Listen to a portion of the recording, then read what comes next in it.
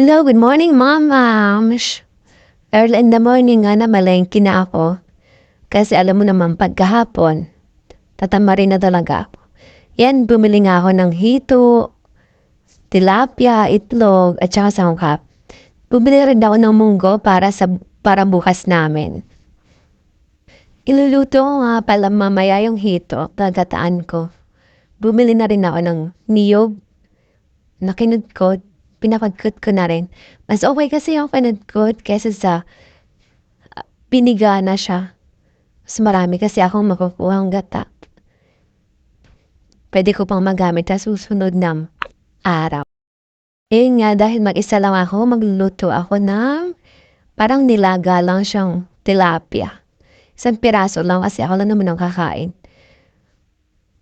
Yung ginamit ko palang tubig, yung pinaghugasan ng bigas, yung matlong hugas. Kasi mas malasa siya. Ilaw po lang lahat ng ingredients dyan. Kamatis, sibuyas.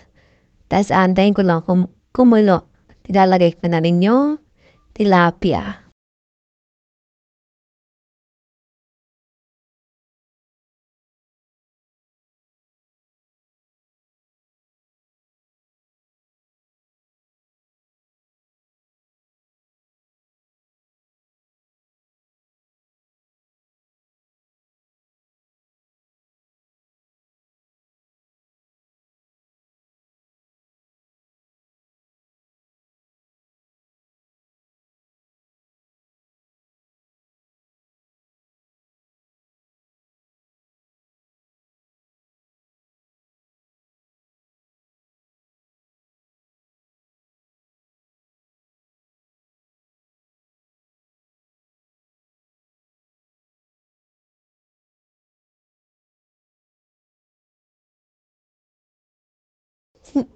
Nilahok ko na nga yung isda, gulay. Sinangkapan ko na rin yan. Hinagyan ko din ng patis at konting asin, tsabang balasa.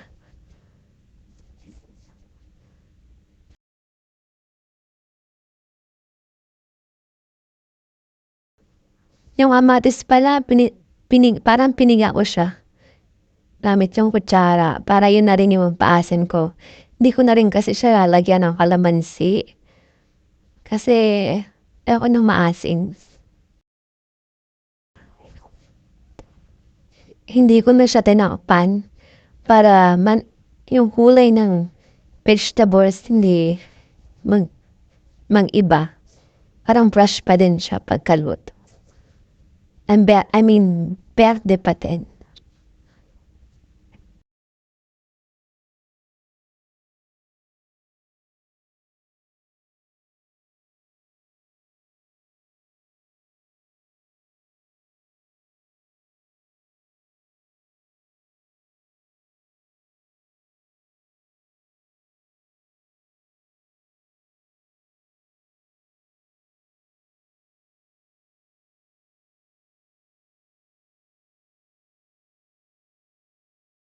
Bago ako nagluto ng ulam, nagsaing na muna ako. Para at least pagluto ng ulam dahil kain na mas masarap kasing kumain. Mainit yung sabaw. Sarap maghito.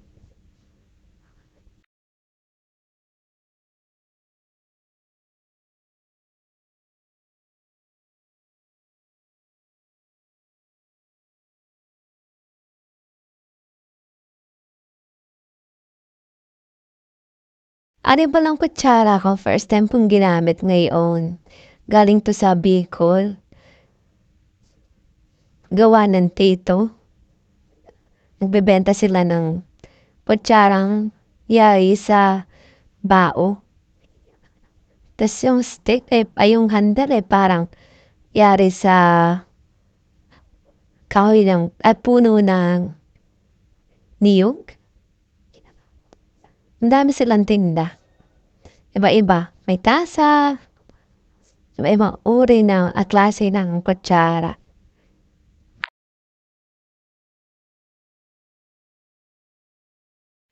Pwede na yung kanin. kakain na tayo.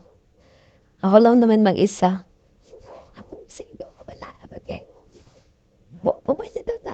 That's it.